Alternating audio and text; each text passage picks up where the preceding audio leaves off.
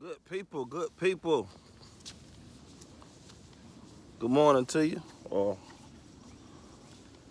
whatever it is, afternoon, or wherever you are in the world.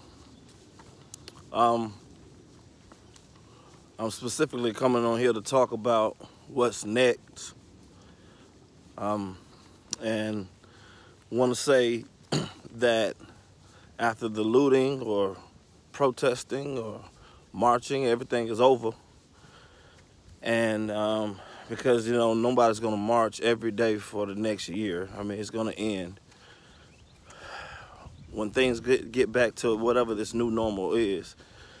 What do we do as a church, as a believer, as a Christian, as a pastor? And so I'm only coming from that perspective right now, as a based off of. I'm not doing politics. I'm not talking about that. I'm not talking about anything else besides just what I have to do, and people like me in leadership and in Christian leadership. So this is what's gonna happen. All right, all of these young people or whoever who are marching in the streets, they're gonna get tired of marching, and they're gonna want real change. They're gonna get ready. They're gonna come to our churches. When they come to our churches, most of the times they stay for a while, and then after that, they leave. They go back to the other cultures that they're used to, and this cycle happens all over again. Let me go to the Bible real quick. Jesus was last heard from when he was 12 years old. Was missing for a couple days. His mother caught up with him and she said, "Where were you?" He was like, "Don't you know that I had to be about my father's business?" He was 12. Then the next time he was heard from was 30. And so between what I call the age of obscurity, which means we don't know what he was doing pretty much based off the scriptures, except gaining wisdom and knowledge. We assume that because the next time he came on the scene, he was doing his thing.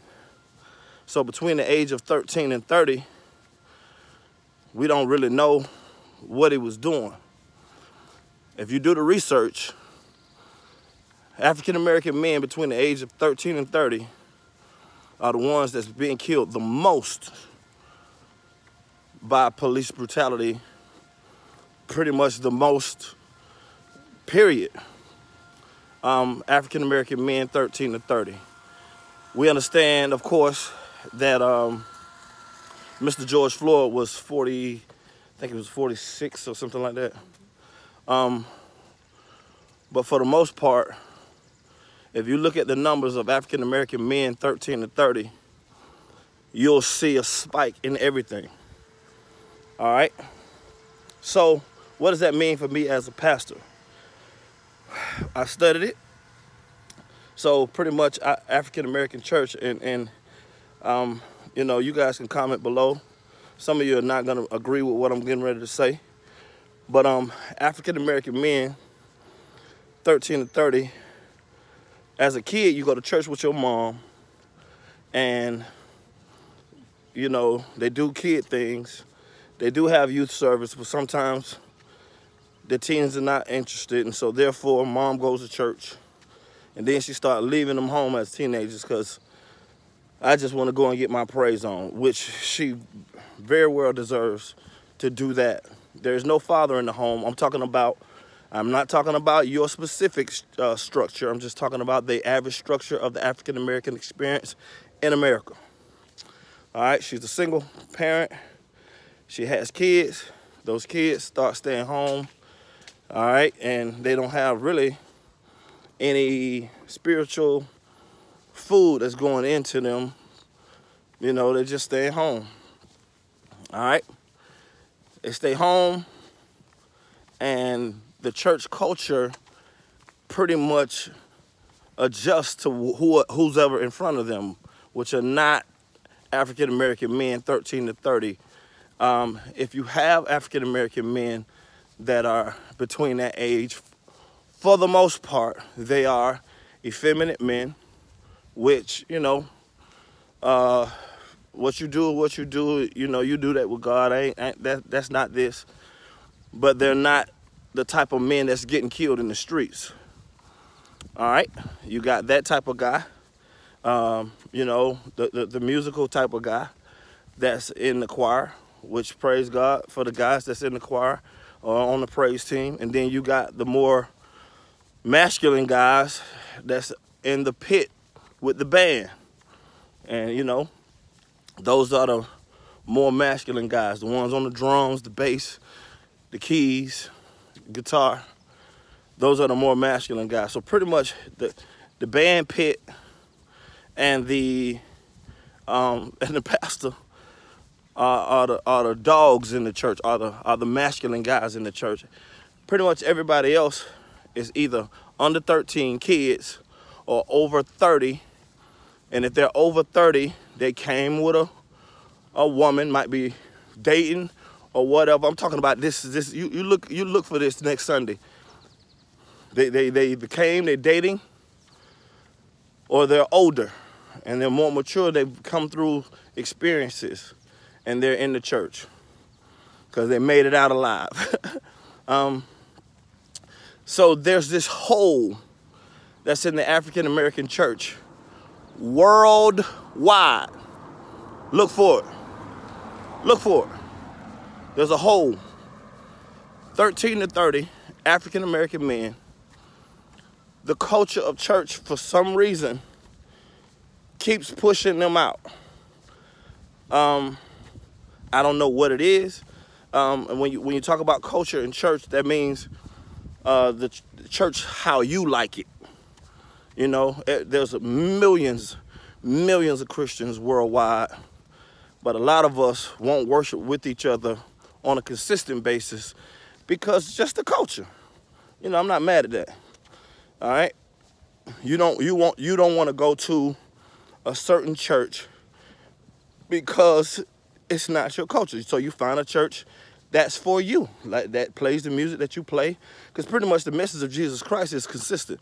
People get revelation on and they break it down different ways. You know, it's about the pastor, how he preach, his swag, how he talks, and then it's about the music. That's the culture. All right, so the music department represents the makeup of the church. You look on the stage, you see the music department, that's a small representation of the makeup of the church.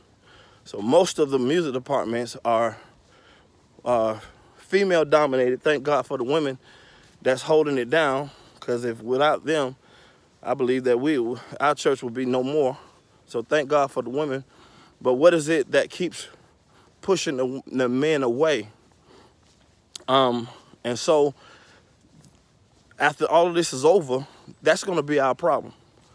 When the men come, they're going to come with their pants sagging or whatever, different color hair, gold teeth, tattoos, and all of that. And then you're going to try to do what you usually do for men who are used to hearing different types of music, dressing different types of ways. Your culture is not going to bend. They're going to leave, and we're going to do it all over again. The same thing. They're going to leave. They're going to come to you. They're going to come crying out. It's amazing sometimes when we do outreach that we play music that attracts them. But it's like, man, what happened to all the music that you was playing when we had the church party? Why can't we get it on Sunday morning? And so that's the system. The system is they realize they need God. They go to searching. They come to the church. And it's not that people don't love God. That's not it. It's that I don't like the way you giving it to me. I don't like your music. I don't like the way y'all dress. I don't feel comfortable. You make me feel uncomfortable. So I'm leaving. That's it. What do we do when all of those protesters come back to church searching for God? Will you be ready? Or will we have to do this all over again? That's it. Love y'all.